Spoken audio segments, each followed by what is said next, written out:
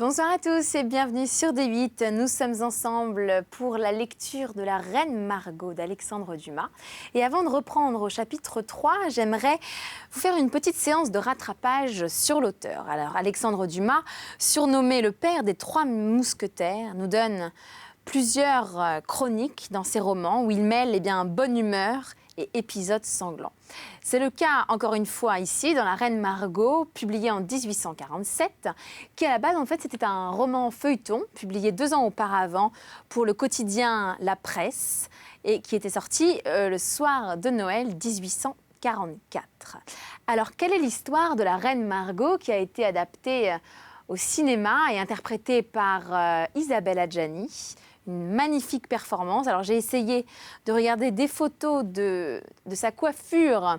Elle avait en fait la raie au milieu, la Reine Margot, et les cheveux finalement assez raides. Donc on a essayé ici à D8 de me changer en Reine Margot le plus possible, mais je ne sais pas si c'est un 100% de réussite. Vous me direz, en tout cas j'attends vos réactions avec le hashtag VBN, vous le savez. Mais revenons à l'histoire de la Reine Margot, donc, qui se déroule en 1572 dans le Vieux-Louvre à Paris. Nous sommes entre le mariage de Marguerite, surnommée Margot de Valois, avec Henri de Navarre, futur Henri IV, et la mort de Charles IX de France en 1574. Donc notre action se passe pendant 2 ans et pendant ce laps de temps, Dumas il met en scène plusieurs intrigues de l'époque, notamment le massacre de la Saint-Barthélemy ou encore l'assassinat de l'amiral de Coligny en tout début de roman que nous avons lu ensemble. Nous revenons donc à la fin du chapitre 3 et puis nous lirons le chapitre 4 ensemble. Je vous souhaite une très agréable soirée et n'hésitez pas à réagir avec moi. Vous l'avez ouverte, cependant, s'il m'en souvient bien, au brave de Mouy. Après cela, vous me direz que c'est avec un pistolet. Ne l'avez-vous plus, ce pistolet ? Pardonnez, sire, reprit le brigand, à peu près rassuré, mais je tire mieux encore l'arquebuse que le pistolet. Oh, fit Charles IX, pistolet ou arquebuse, peu importe. Et mon cousin de Guise, j'en suis sûr, ne chicanera pas sur le choix du moyen. Mais, dit Morvel, il me faudrait une arme sur la justesse de laquelle je puisse compter, car peut-être me faudra-t-il tirer de loin.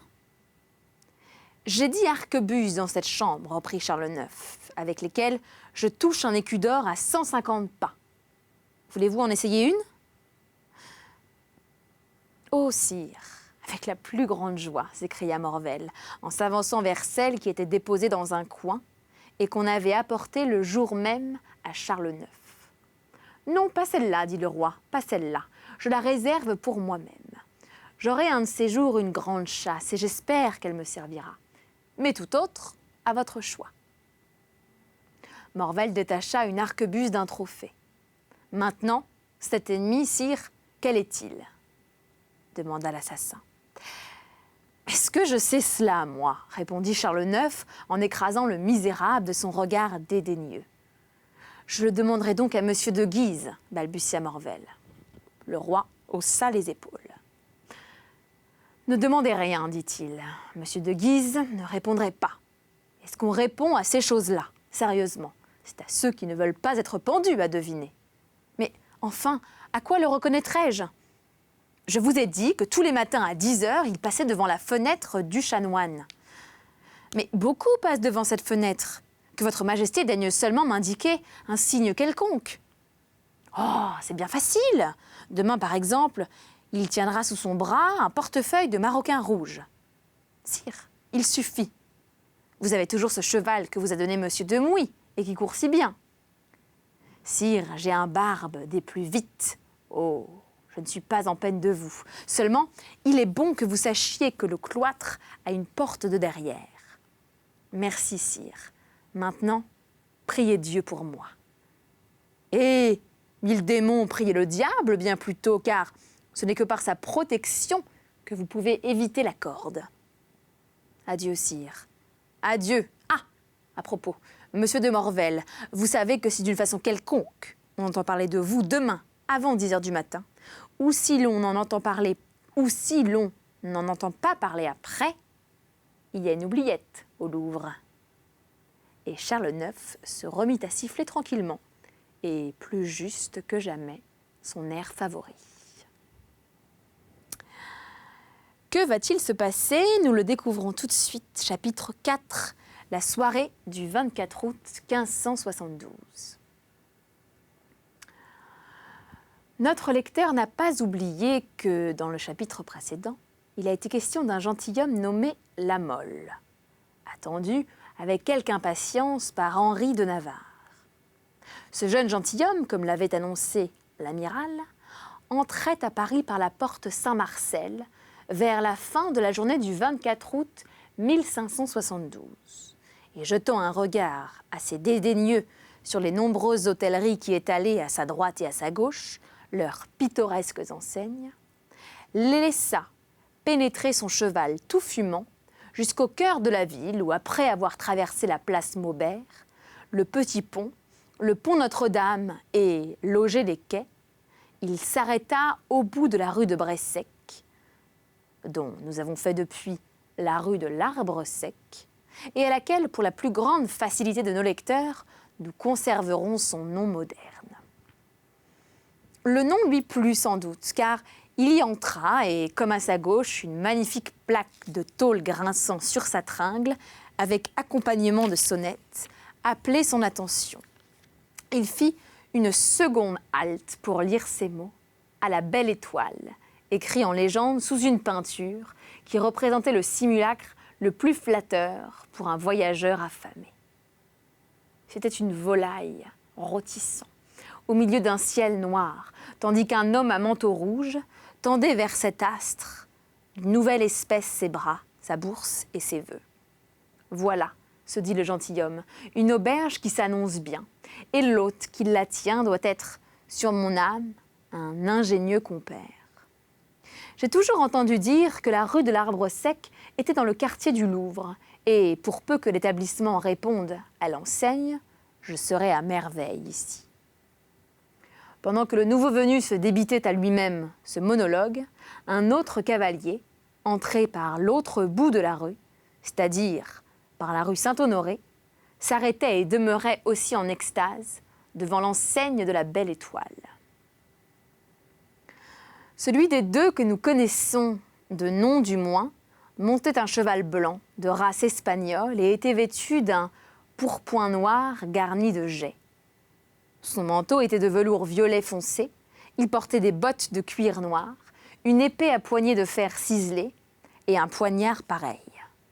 Maintenant, si nous passons de son costume à son visage, nous dirons que c'est un homme de 24 à 25 ans, au teint basané, aux yeux bleus, à la fine moustache, aux dents éclatantes qui semblaient éclairer sa figure lorsque s'ouvrait pour sourire, d'un sourire doux et mélancolique, une bouche d'une forme exquise et de la plus parfaite distinction. Quant au second voyageur, il formait avec le premier venu un contraste complet. Sous son chapeau à bords retroussés apparaissaient, riches et crépus, des cheveux plutôt roux que blonds. Sous ses cheveux, un œil gris brillait à la moindre contrariété d'un feu si resplendissant qu'on eût dit alors un œil noir. Le reste du visage se composait d'un teint rosé, d'une lèvre mince, surmontée d'une moustache fauve et de dents admirables.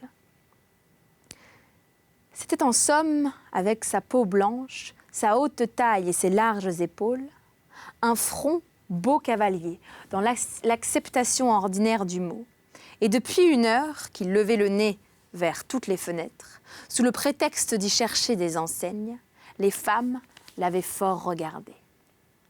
Quant aux hommes qui avaient peut-être éprouvé quelque envie de rire en voyant son manteau étriqué, ses chausses collantes et ses bottes d'une forme antique, ils avaient achevé ce rire, commencé par un « Dieu vous garde » des plus gracieux, à l'examen de cette physionomie qui prenait en une minute 10 expressions différentes, sauf toutefois l'expression bienveillante qui caractérise toujours la figure du provincial embarrassé.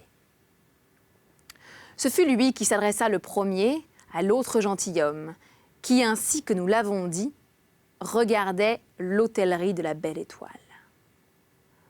Mordi, monsieur, dit-il avec cet horrible accent de la montagne, qui ferait au premier mot reconnaître un piémontais entre 100 étrangers. Ne sommes-nous pas ici près du Louvre? En tout cas, je crois que vous avez eu même goût que moi. C'est flatteur pour ma seigneurie. Monsieur, répondit l'autre avec un accent provençal, qui ne le cédait en rien à l'accent piémontais de son compagnon. Je crois en effet que cette hôtellerie est près du Louvre.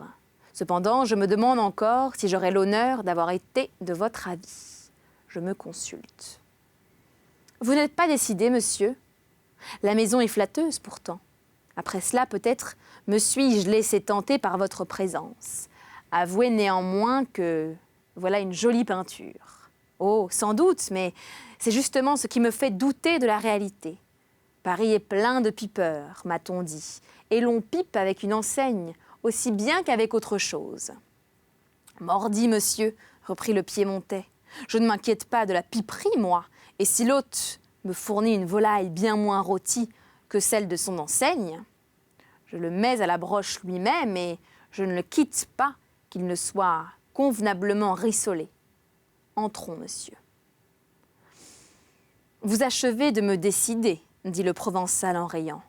Montrez-moi donc le chemin, monsieur, je vous prie. Oh, monsieur, sur mon âme, je n'en ferai rien, car je ne suis que votre humble serviteur, le comte Annibal de Coconas. Et moi, monsieur, je ne suis que le comte Joseph, Hyacinthe, Boniface de Lérac de la Mole, tout à votre service. En ce cas, monsieur, prenez-nous par le bras et entrons ensemble. Le résultat de cette proposition conciliatrice fut que les deux jeunes gens descendirent de leurs chevaux et jetèrent la bride aux mains d'un palefrenier.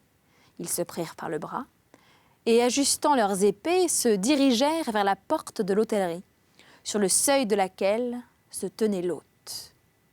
Mais contre l'habitude de ces sortes de gens, le digne propriétaire n'avait paru faire aucune attention à eux, occupé qu'il était de conférer très attentivement avec un grand gaillard sec et jaune, enfoui dans un manteau couleur d'amadou, comme un hibou sous ses plumes.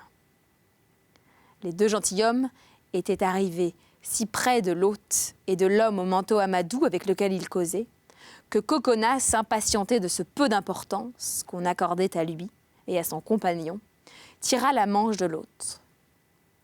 Celui-ci parut alors se réveiller en sursaut et congédia son interlocuteur par un « au revoir, venez tantôt et surtout, tenez-moi au courant de l'heure ». « Eh, monsieur le drôle, dit Coconas, ne voyez-vous pas que l'on a affaire à vous ?»« Ah, pardon, messieurs, dit l'hôte, je ne vous voyais pas. »« Eh, mordi, il fallait nous voir. Et maintenant que vous nous avez vus, au lieu de dire « monsieur » tout court, dites « monsieur le comte », s'il vous plaît. » La Mole se tenait derrière, laissant parler Coconas, qui paraissait avoir pris l'affaire à son compte. Cependant, il était facile de voir à ses sourcils froncés qu'il était prêt à lui venir en aide quand le moment d'agir serait arrivé. « Eh bien, que désirez-vous, monsieur le comte ?» demanda l'hôte du ton le plus calme. « Bien, c'est déjà mieux, n'est-ce pas ?»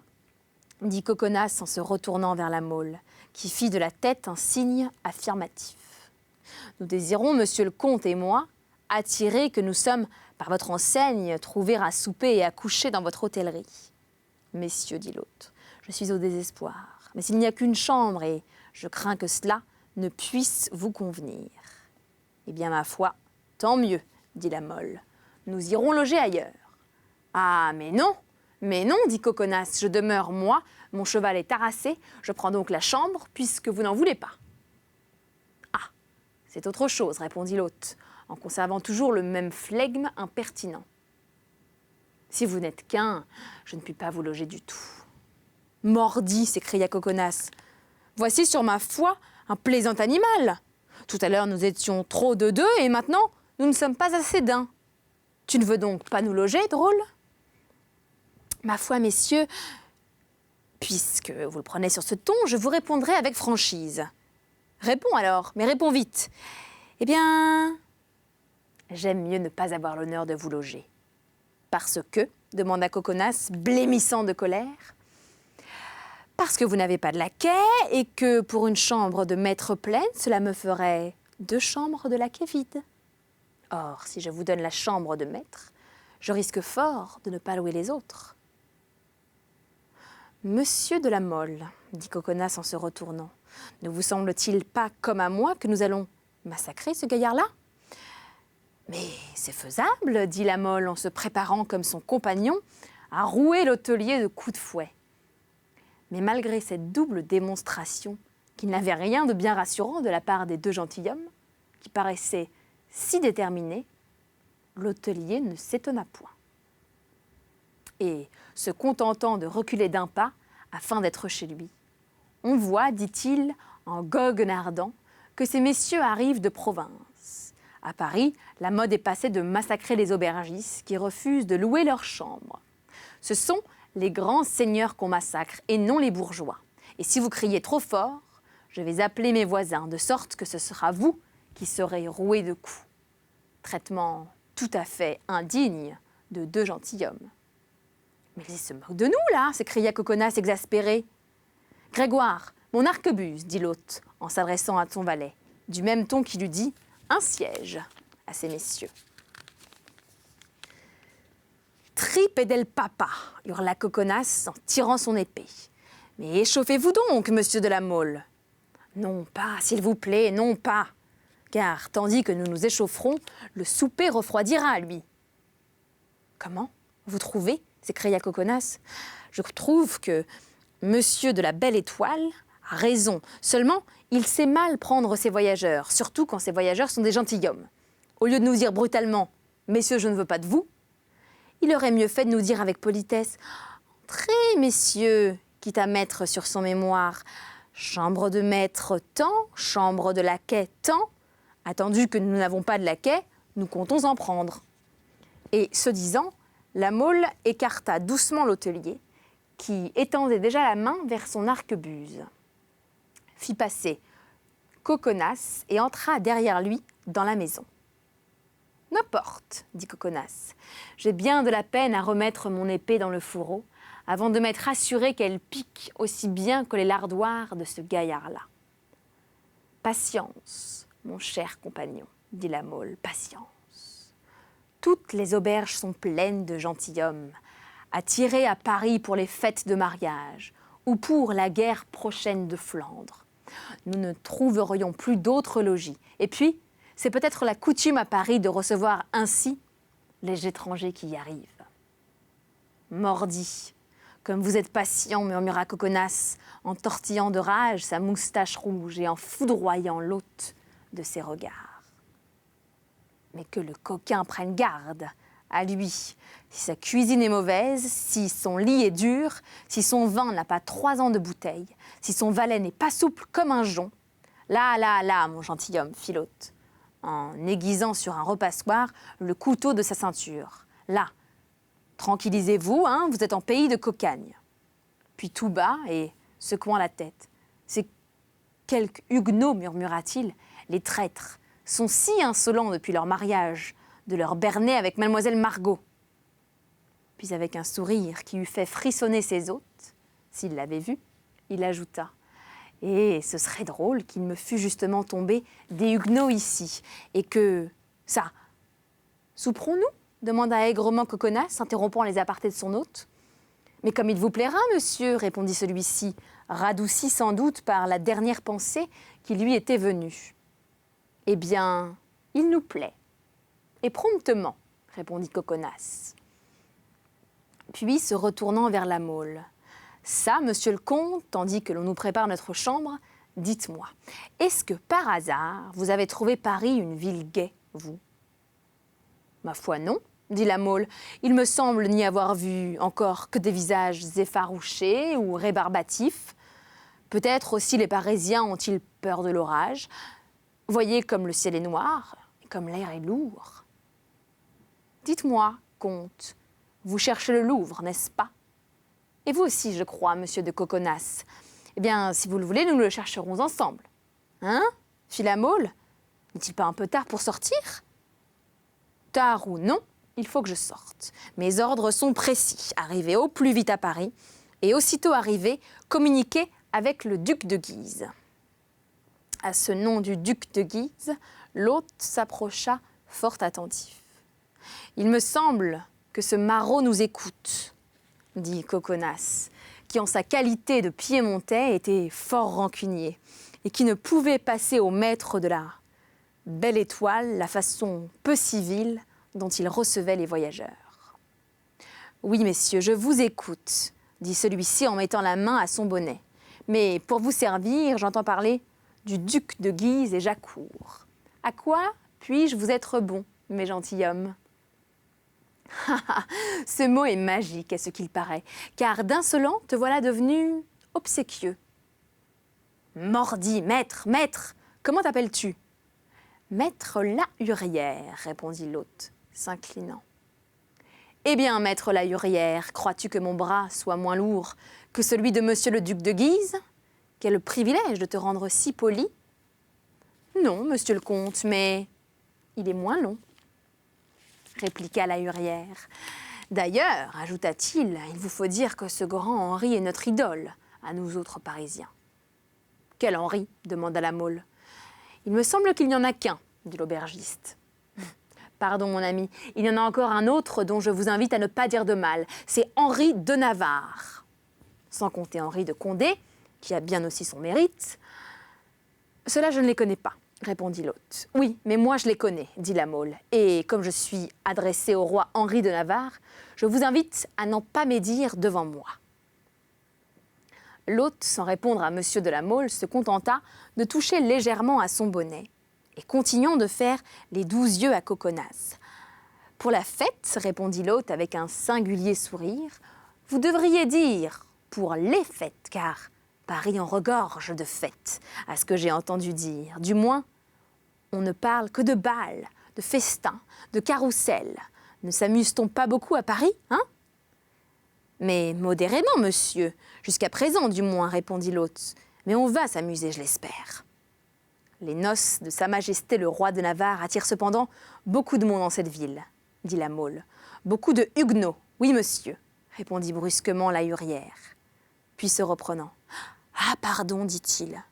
Ces messieurs sont peut-être de la religion ?»« Moi, de la religion ?» s'écria Coconas. « Allons donc. Je suis catholique comme notre Saint-Père le pape. » Lahurière se retourna vers la Mole comme pour l'interroger. Mais où la Mole ne comprit pas son regard, où il ne jugea point à propos d'y répondre autrement que par une autre question. « Si vous ne connaissez point Sa Majesté le roi de Navarre, maître Lahurière, dit-il, peut-être connaissez-vous monsieur l'amiral. J'ai entendu dire que monsieur l'amiral jouissait de quelques faveurs à la cour, et comme je lui ai été recommandé, je désirerais, si son adresse ne vous écorche pas la bouche, savoir où il loge. » « Il logeait rue de Béthisy, monsieur. Ici, à droite, » répondit l'hôte avec une satisfaction intérieure qui ne put s'empêcher de devenir extérieure. « Comment il logeait ?» demanda la Mole. « Est-il donc déménagé ?»« Oui, de ce monde peut-être. »« Qu'est-ce à dire ?» s'écrièrent ensemble les deux gentilshommes. « L'amiral déménageait de ce monde. »« Quoi ? Monsieur de Coconas, poursuivit l'hôte avec un malin sourire. Vous êtes de ceux de Guise ? Et vous ignorez cela. » « Quoi cela ?» Qu'avant-hier, en passant sur la place Saint-Germain-l'Auxerrois, devant la maison du chanoine Pierre Pile, l'amiral a reçu un coup d'arquebuse. « Et il est tué ?» s'écria la Mole. « Non, le coup lui a seulement cassé le bras et coupé 2 doigts. Mais on espère que les balles étaient empoisonnées. » Et c'est ainsi que se termine notre soirée en compagnie de la Reine Margot. Merci à tous d'avoir été en ma compagnie. En tout cas, je me ferai un plaisir de vous répondre à toutes vos questions, commentaires, coups de cœur. Si vous avez une lecture, une envie, une question par rapport à cet écrit, n'hésitez pas. #VBN sur Twitter et Facebook sur la page de l'émission.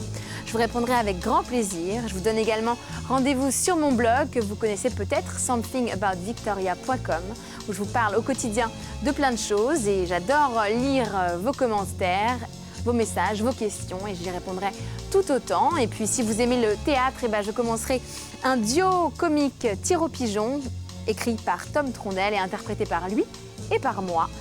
Et ça commence, ça commence fin novembre. J'espère qu'on est encore fin novembre pour la diffusion de l'émission. Et puis je jouerai début 2016 à Paris. En tout cas, merci beaucoup d'avoir été avec moi. Merci à l'équipe technique de Voyage au bout de la nuit. Et à très bientôt sur D8.